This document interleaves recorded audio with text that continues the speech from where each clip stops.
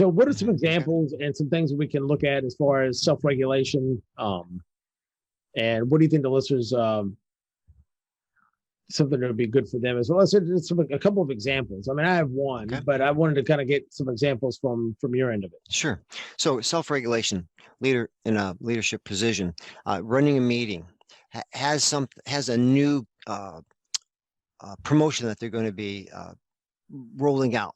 They're looking for feedback from their team.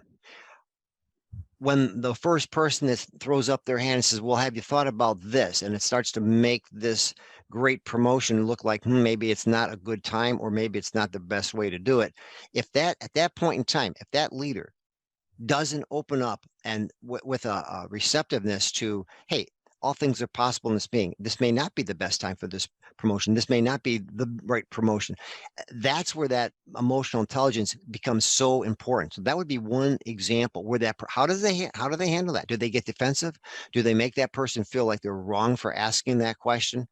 That's one way that we can do a self-check on where our emotional intelligence is when we're running that type of meeting.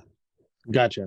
Well, one example I think that is good to kind of get an idea of where it's not necessarily directly, but I think indirectly is in business is, for example, if you look at just for sports, I mean, specifically golf. If golf isn't the one major sport where you have to have a high level of self-awareness and self-regulation.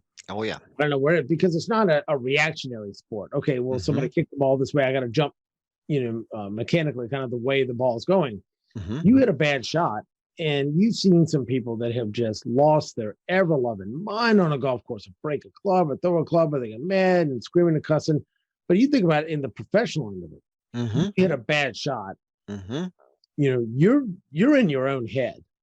I mean, really. I mean, you got the crowds that are there, you got your caddy that's there, but really, when it's you addressing the ball and you're getting ready to hit, I mean, it's on you to kind of tamp down those negative emotions and negative thoughts, because I mean, talk about here is 4.5 hours to play around, but it's a little bit over 5 minutes that they're actually addressing and hitting the ball within those 4.5 hours. And there's a lot of what's going through your mind with that. I mean, and you have to be able to regulate the emotions. But if you take that same example and turn over to the workplace, you got a bad decision or something, and you're facing a tough decision. You're not in a good, positive emotional state.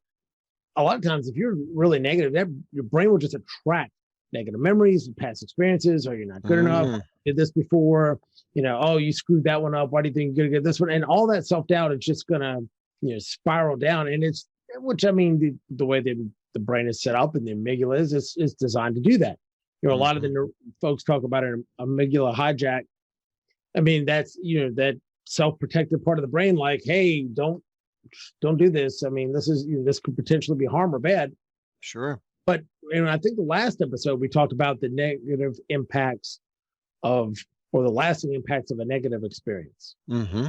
So with the lasting impacts of a negative experience, say you get cut off in traffic and almost run off the road, you're screaming, cussing, telling the person he's number one in your world, and you get, that can last several hours. And they've for up to 4 hours. So if you have two really bad negative experiences in a day, one before you get to work and one maybe a few hours in, that can kill your productivity almost for the whole day. Not only your productivity, Dave, everyone you come in contact with, right? Yes. People always say when the boss comes in the morning, an old saying, if he's in a good mood or a bad mood, it's all downhill from there. So the fact is, if you got a bad attitude as soon as you walk into the office, or you had an encounter with somebody where your attitude is off, you can expect that the next several experiences or relationships or contacts you have with other people are going to be affected by that. Now, whether it's a client you're going to be talking to, or whether it's another direct report, or maybe it's your own spouse at home or significant other, that's going to have an effect on that. So again, can we get back to this emotional intelligence? What are we doing? It's also an opportunity to become better than we are at that moment if we really process the emotions in our brain the way we're capable of. And we're going to talk about some ways to help people do that. Go ahead. And you're right. It's one of those things where whether you're good mood or bad mood, you come in a bad mood, everything just kind of goes downhill. If you come in a good mood, all of a sudden now it can be contagious. I mean, you have positive experiences. You start to, It talks about giving us confidence by releasing dopamine, which is counter to the cortisol, which is kind of the fear hormone. And it really, there's a lot of scientific backing to it. It's one of those things that we really, if we can come in a positive manner, and even if it's not exactly your norm, your natural, you just start to, okay, I need to start being more positive. I need to start doing this more, because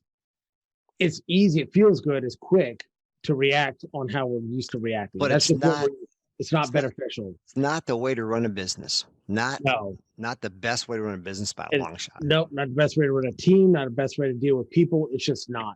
So, I mean, I thought about getting into, there's a couple of things that we could talk about with social regulation and, with self-regulation. As far as we had a few questions that we wanted to leave leave our listeners with, because like I said, you talk about it comes into play, anytime that there's changes that occur in our professional lives or personal lives. I mean, we have to, if we fail to regulate our emotions, it's really, really difficult to stay focused. It's hard to stay on task, and if you're not aware of them, you can't regulate them. But when you are, you have to kind of make that conscious decision. But I wanted to leave a couple of questions. Yes. For everybody when we